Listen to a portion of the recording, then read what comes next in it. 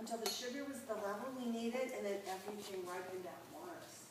So we did not get in all of the harvest. Our production this year is a bit down, but 2011 should be a very good year because we did leave the grapes on the vine a long time, so they developed lots of flavor. Once the sugar level is what we need, everything stops around here because harvest 2 is all done by hand. The first thing that happens is they bring the grapes to the side of the building. They gently separate the grapes from the stems. There's no stomping around here. It'll actually add bitterness to the wine. At that point, it's called must. So the first thing that happens isn't too exciting. Is there a chemist in the house? Well, if there's a chemist, you find this very exciting. So they put the must with the skin in the tank, introduce a yeast, and that produces carbon dioxide, heat, and then the rest of us can enjoy alcohol. It takes only about 5 days to ferment the red wine, and at the end of that time, the sugar's gone, so the yeast self-destructs, and if you picked it at exactly the right moment, you have what I call this comfort zone of alcohol, from about 13.5 to 13.9%. A bottle of wine has to list the alcohol. So if you're getting a good wine for a meal, check the alcohol content. There's a phrase in wine called hot wine. And it doesn't mean the latest in wine. It means one that's really too high in alcohol. A lot of wineries are purposely bottling wines at over 14%, okay, for the alcohol. So here's my theory. If you want alcohol with your meal, you know, I like a dry martini. You might like something else. Have a cocktail before dinner. After dinner, have a port or a cognac. But during your meal, keep to that comfort zone. Wine is meant to complement food, not to overshadow it, okay?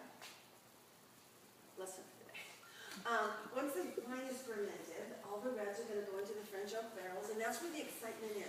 At any given time, we've got French oak barrels from 5 different regions in France. When Andrea, our present owner, he's the 3rd generation, bought the land here in 1970, it was about $1,000 an acre. It was grazing land. Today, he pays that much for a barrel.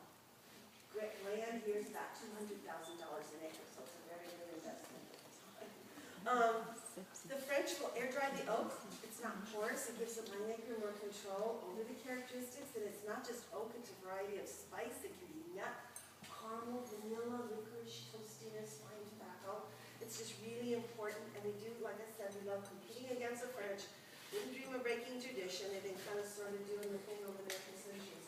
So we really do look to that standard, to the French oak really lends the flavors that we want in our wine.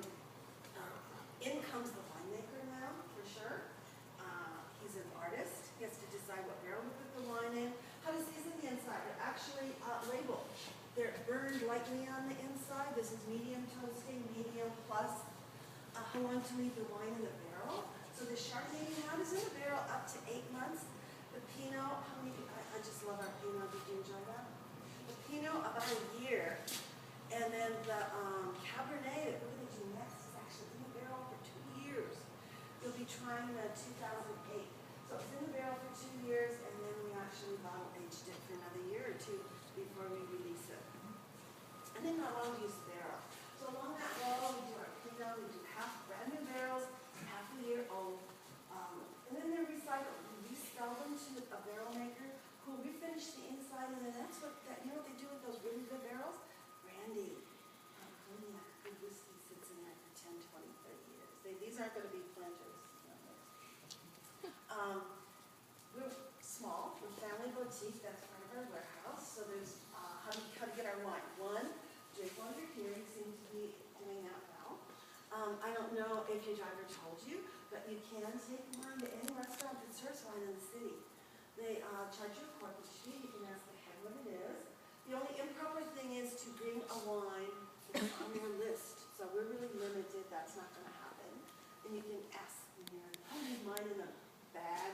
I ask them what their corkage fee is before I tell them to open it. And then we absolutely are special. This is it. Are you ready?